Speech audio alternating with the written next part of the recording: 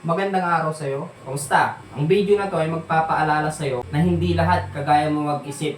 Tapusin mo tong video na to kasi baka akala mo na mga nakakasama mo, kaparehas mo mag-isip. Kung hindi pa pala tayo nagkita, ako nga pala si Joshua Ragos, isang working student. Bago muna ang lahat, ito muna kwento ko. Dati, masyado akong nagtitiwala sa mga nakakasama ko. Dahil sa pagkakaalam ko na yung mga taong yun, kaparehas ko mag-isip. Parehas kong kayang magbigay ng tunay na suporta. Na-realize ko yan nung isang tropa ko, kailangan niya ng suporta naming mga tropa niya. At alam naman namin na yung tropa namin yon, todo suporta yun sa mga tropa naming may gustong gawin. Ang pinagtataka ko, nung siya na ang may kailangan ng suporta, iilan lang kaming andon. At paulit-ulit na nangyari yung mga ganun. Yung tipong totoo kang sumusuporta sa kanila at sila, kunwari, sinusuportahan kanila.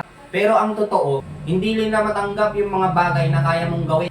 Ramdam nila nasasapawan sila. Samantalang ikaw, todo suporta ka sa kanila. Nakakagago yun, di ba? Ang iban, mabait lang sila pag nakaharap ka. Pero pag talikod mo, ang dami nilang sinasabing paninira tungkol sa'yo. Yan ang realidad. Huwag tayong umasa na kapag mabait tayo sa ibang tao, ganun din sila sa atin. Dahil hindi nababayaran ang tunay na kabaitan. Ang ibig kong sabihin, kahit wala kang naibibigay sa kanila, kung mabait yan, mabait yan.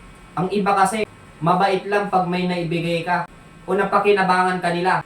Pero kung wala, never yan magiging mabait sa'yo. Ang realidad, iilan lang talaga yung taong kayang suklian ang ibinibigay mong kabaitan, ibinibigay mong suporta. Kung tunay ka, huwag kang umasa na magiging tunay din sila. Oo, may mga iba na totoo talaga sila sa'yo, pero may mga iba talaga na nagpapanggap lang. At hindi lahat ay kagaya mo mag-isip. Case in point, nagpautang ka. Pinautang mo yung tao kasi alam mo, magbabayad yun. Kahit di mo sinasabi o kahit di mo binabanggit. Kasi iniisip mo na pinautang mo nga siya kasi kailangan niya ng pera. Ganun ka mag-isip. Pero ang masaklap, yung pinautang mo, hanggat hindi mo pinapaalala, hindi maaalala. Parang ikaw pa yung may obligasyon na ipaalala sa kanya. At hanggat hindi mo sinisingil, hindi magbabayad. Masakit, no? Akala mo parehas kayo mag-isip. Kaya sa may mga pinagkakautangan dyan, huwag mo na lang taguan kung wala ka pa talagang pera. Sabihin mo lang dun sa pinagkakautangan mo na, pre, pag ano ko nababayaran, wala pa kasi akong pera eh. Yun lang. Sabihin mo lang yun. Huwag mo lang tataguan. Kasi ang mga nagpapautang, kailangan din nila ng assurance na hindi mo tinatakbuhan yung utang mo. At kailangan din nila malaman kung nakalimutan mo na ba o hindi pa yung utang mo. Kasi garantisado, pag umasta kang wala ka nang paki dun sa utang mo, maiinis sa'yo yun kasi wala ka man lang update kung ano nang lagay nung utang mo. Kaya dapat aware ka na hindi lahat kagaya mo mag-isip, na kayang magbigay ng tunay na suporta, na kayang suklian yung pagiging mabait mo sa kanila. Ginagawa ko to kasi naniniwala ako na kapag meron na tayong bagay na gagawin, na parang napaka-imposibleng mangyari, na kapag nagawa natin yung bagay na yun, posibleng magbigay sa atin ng malaking reward. Matitira na lang dyan sa part na yan, yung tunay na susuporta sa'yo.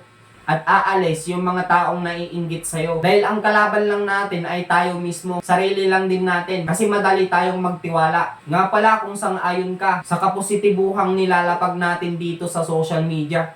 May ginawa akong group, Madiskarteng Kabataan Group. Tulong-tulong tayo doon para mag-ambag ng mga positibo, ng mga diskarte na dapat gawin ng isang kabataan. Kaya tayo na alam natin na hindi natin sila kaparehas mag-isip, hindi lahat ikaparehas natin mag-isip, unawain na lang natin sila. Maging mabait pa rin tayo sa kanila. Pero this time may limitasyon na. Huwag na tayong bumawi sa kanila. Kung hindi sila mabait sa'yo, kung hindi ka nila sinusuportahan, maging mabait ka pa rin. Suportahan mo pa rin sila. So yun lang sa video na to. Kung may napulot ka, kahit katiting na aral sa video na to, mag-like ka naman. At kung may mga tanong ka, comment mo lang. At subukan nating sagutin yan base sa aking sariling karanasan.